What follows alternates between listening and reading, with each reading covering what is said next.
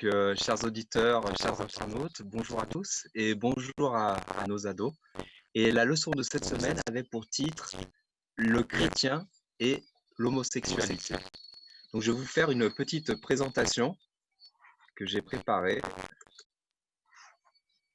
qui traitait sur ce sujet. Pardon. Donc, le chrétien et l'homosexualité.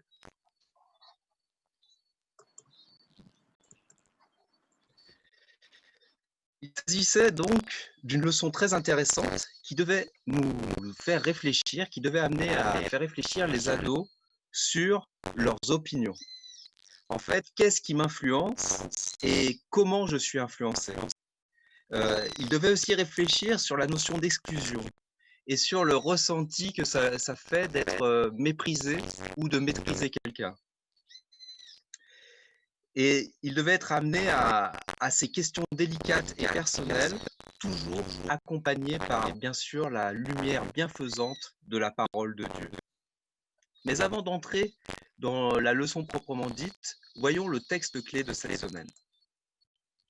Il se trouve dans Luc au chapitre 15, les versets 1 et 2, qui dit « Les employants des impôts et les pécheurs s'approchent tous de Jésus pour l'écouter.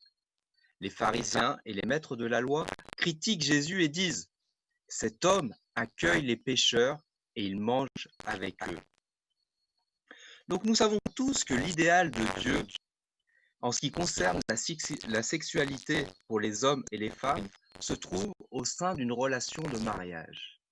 Nous pouvons prendre dans Genèse au chapitre 1, le verset 27, « Alors Dieu crée les humains à son image, et ils sont vraiment à l'image de Dieu. Il les crée, hommes et femmes. » Pour cela, il n'y a pas de doute. Mais le péché est arrivé, et malheureusement, toutes sortes de dérives sexuelles sont arrivées également.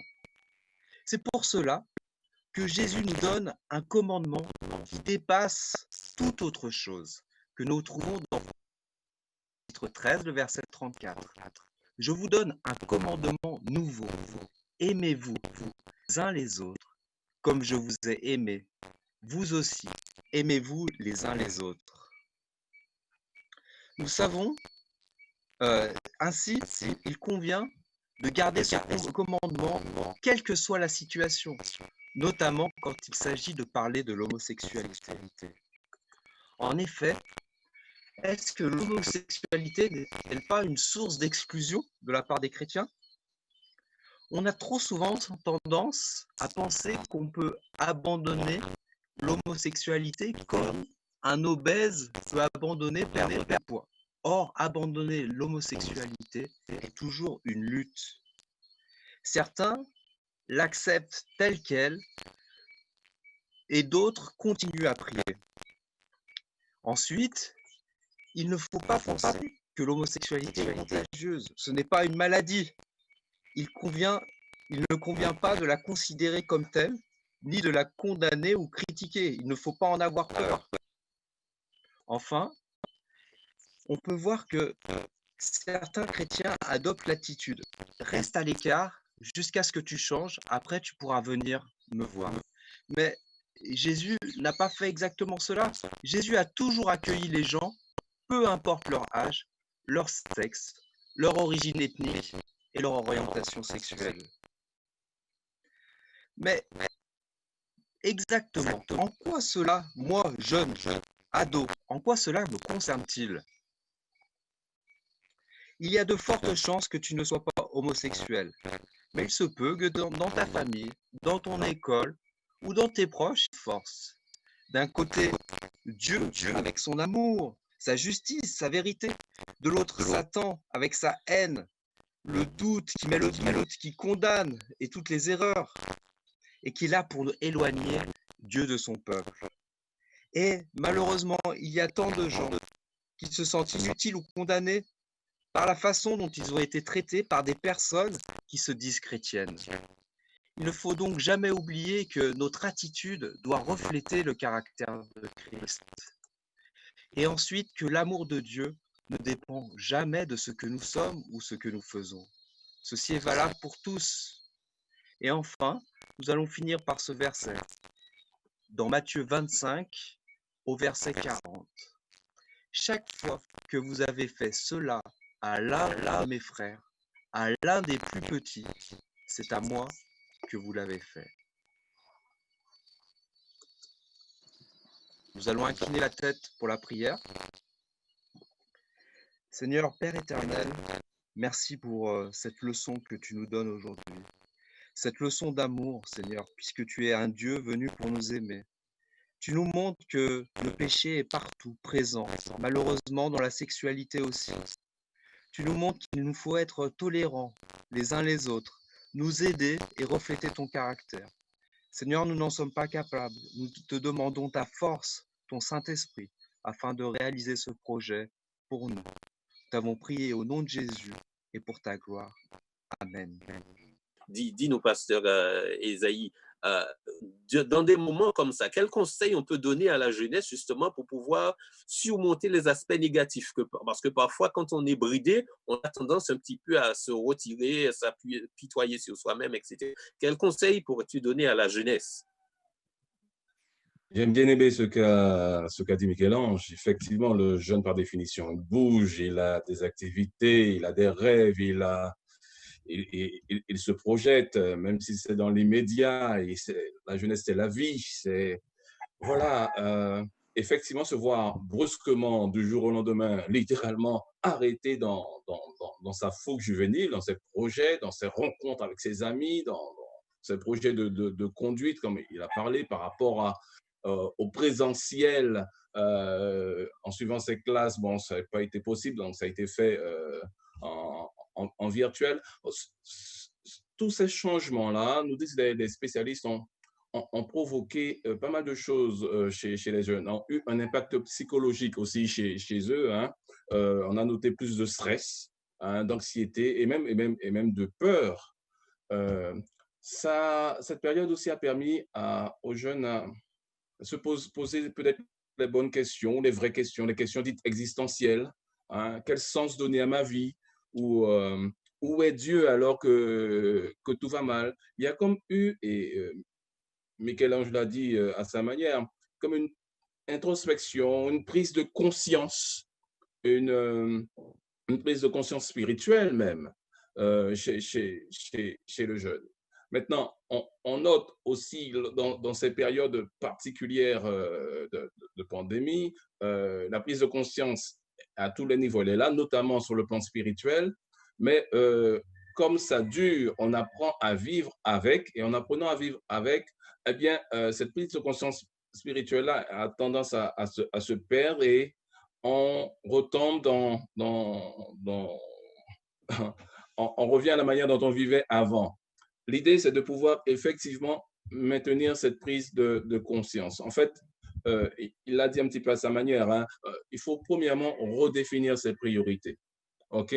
On a beaucoup de choses à faire, beaucoup de choses sont importantes. Il a parlé de la conduite, il a parlé des études, tout cela, c'est important. Mais faire la différence entre ce qui est important de ce qui est essentiel. Et ça, c'est fondamental. Faire la différence entre ce qui est important. Tout est important, mais tout n'est pas essentiel. Et j'aime bien ce jeu de mots, essentiel, essence du ciel. L'essence du ciel, c'est Jésus-Christ. Donc, c'est cela. Revenir pleinement et de manière vraiment consciente et intentionnelle à une relation vraie et franche avec Jésus-Christ. J'aime bien ce texte-là qui aborde les choses, hein, de manière assez claire et qui dit, c'est Paul qui parle à Timothée, il lui dit, sache bien ceci. C'est comme si on pouvait le dire à Michael, hein, aujourd'hui. Il y a tous les jeunes qui nous écoutent. Hein. Sache bien ceci, Michael, que les derniers temps surviendront, des temps difficiles. Mais toi, demeure ferme dans ce que tu as appris et accepté comme certain. Reviens à l'essentiel. Et que cette période de crise, de pandémie, de remise en question, de doute, te permet de voir tous les rêves que tu as, de les considérer manifestement, mais de les considérer résolument en passant par une relation effectivement forte et profonde avec Dieu, authentique, j'ai envie de dire, avec Dieu. Prends ce temps de qualité à passer avec lui. Donc, définir, premièrement, Patrice, définir ses priorités et découvrir ou redécouvrir ce qu'est l'essence même de la vie. Et l'essence même de la vie, c'est avoir Christ justement dans sa vie et conduisant sa vie. Deuxième élément, c'est développer une foi personnalisée. On parle, hein, lorsqu'il est question de développement de la foi empruntée. Hein, ce sont les enfants, hein, qui n'ont pas de foi, mais qui bénéficient, qui empruntent la foi de leurs parents, de la foi reflétée aussi. Ce n'est pas la foi du jeune, ce n'est pas la foi de l'enfant, c'est la foi reflétée, hein, celle du pasteur, celle des parents, celle de membres croyants de la famille. Mais il faut effectivement avancer et développer une foi personnalisée, c'est-à-dire sa propre foi. Mais pour la développer, il faut justement être en relation. Donc, tout se tient avec celui, justement, qui est à même de permettre aux jeunes de développer cette foi. Elle se développe au travers d'une rencontre personnelle où Michel-Ange peut dire effectivement à Dieu tout ce qu'il ressent, ses craintes, ses aspirations, mais dans un échange authentique, dans un échange de qualité, mais au quotidien. Et impliquer Dieu dans tous les aspects de sa vie, vraiment dans tous les aspects de sa vie, et voir comment Dieu intervient dans ces différents aspects de sa vie. Donc, en faisant cette petite expérience de manière quotidienne avec Dieu, on s'approprie la foi qui devient, elle, personnalisée, qui devient sa propre foi, et on est à même de témoigner ensuite. Troisièmement, je n'ai que quatre éléments, hein. S'attacher à une promesse de Dieu. Il y a plus de 3000 promesses dans la Bible. Et là, j'aime bien dire aux jeunes, il y a forcément une promesse pour toi. Forcément une promesse pour toi dans toutes les promesses qu'il y a dans la Bible. Moi, j'aime bien, j'en ai pris deux ou trois rapidement. Hein. Ésaïe 41, verset 10. Ne crains rien, car je suis avec toi. Ne promène pas des regards inquiets, car je suis ton Dieu. Je te fortifie, je viens à ton secours, je te soutiens de ma droite triomphante. Donc, il ne faut pas simplement lire cela, il ne faut pas seulement entendre cela, il faut se l'approprier. Il faut que tu te dises, cher jeune, que c'est Dieu qui te parle et c'est lui qui te fait cette promesse-là. Et s'il te fait la promesse, il la réalisera vraiment dans ta vie. Apocalypse 3, verset 11. Je viens bientôt, retiens ce que tu as fait, que personne ne prenne ta couronne. Et puis, Josué plutôt 1, verset 8, que ce livre de la loi ne s'éloigne point de ta bouche, médite-le, prends le temps, ce tête-à-tête, ce cœur à cœur avec Dieu au quotidien, médite-le jour et nuit pour agir fidèlement selon tout ce qui est écrit, car c'est alors que tu auras du succès dans tes entreprises, c'est alors que tu réussiras. T'attacher aux promesses de Dieu te permet de réussir dans tout ce qui te permet d'entreprendre.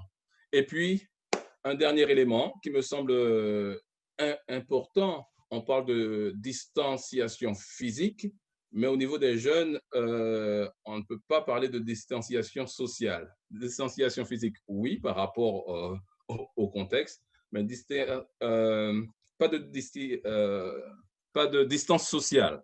Hein, puisque les jeunes sont hyper connectés. J'ai un ado à la maison, je peux vous dire, effectivement, ils sont tous connectés. Et ça c'est important. Être sur les réseaux sociaux, mais ne pas être sur les réseaux sociaux juste pour l'être, parce que bon, c'est dans le move, hein, comme on dit entre guillemets, mais l'être pour dire aussi à ses amis, à ses copains, ce qui est Dieu pour nous, ce que Dieu fait aussi pour nous. Donner une parole d'espérance, donner une petite vidéo où tu témoignes de ce que Dieu t'a dit ce matin, de l'expérience que tu as vécue avec lui. Voilà, être en fait un missionnaire numérique. Allez, j'ai lâché le mot, être un missionnaire numérique. Partager sa foi sur les réseaux sociaux, devenir un missionnaire numérique. Parce que si Dieu te fait du bien, eh bien, il peut, au travers de toi, faire du bien à d'autres, notamment au travers des réseaux sociaux. Donc, ces quatre éléments, sans être trop lents, sont importants. Je reprends, redéfinir ses priorités. Le cap, justement, qu'il faut prendre, qu'il faut franchir. Bon, on était un peu partout, on faisait un peu tout, on courait. Hop, il faut s'arrêter, prendre le temps. Qu'est-ce qui est essentiel pour moi? Mille choses sont importantes. Mais qu'est-ce qui est essentiel? L'essentiel dans la vie de tous, et notamment dans la vie du jeune, c'est d'avoir Christ dans sa vie, l'essence même de sa vie, celui qui donne un sens à sa vie. OK? Et deuxièmement, développer sa foi. On ne peut pas vivre toujours sur la foi de quelqu'un d'autre, d'un parent, d'un pasteur, d'un ami, de qui que ce soit. On peut le faire à un moment donné, mais on ne peut pas vivre toute sa vie avec la foi de l'autre, parce qu'à un moment donné, eh ben, elle ne sera pas suffisante pour nous permettre d'affronter nos propres défis. Donc, développer cette foi personnalisée qui est la mienne, parce que c'est l'expérience que j'ai vécue, moi, en tant que jeune avec Dieu, et c'est celle que je partage, parce que j'ai vu Dieu à l'œuvre dans ma vie. Et puis, s'attacher à une promesse de Dieu. Il y a forcément une promesse de Dieu pour toi, et cette promesse-là, chéris-la, édite-la, approprie-toi cette promesse, et tu verras forcément Dieu agira. Et puis, sois sur les réseaux, reste connecté plus que jamais, mais sois aussi un missionnaire numérique. Partage ta foi, partage ta joie, dis ce que Dieu a fait pour toi, fais preuve de créativité et vraiment, et notamment en Guyane, partout hein, dans le monde, aux Antilles, Martinique, Guadeloupe, mais notamment en Guyane, les jeunes ont fait preuve de créativité sur les réseaux sociaux, j'ai trouvé ça extraordinaire. Donc, faites preuve de créativité, soyez des missionnaires numériques et dites ce que Dieu a fait pour chacun d'entre vous. Et là, je crois que ce sera un cap essentiel qui sera franchi parce que nous serons amenés à vivre et à expérimenter d'autres choses, mais qui nous permettront, par la grâce de Dieu, de toujours témoigner pour lui parce que nous saurons que nous sommes ancrés et enracinés en lui.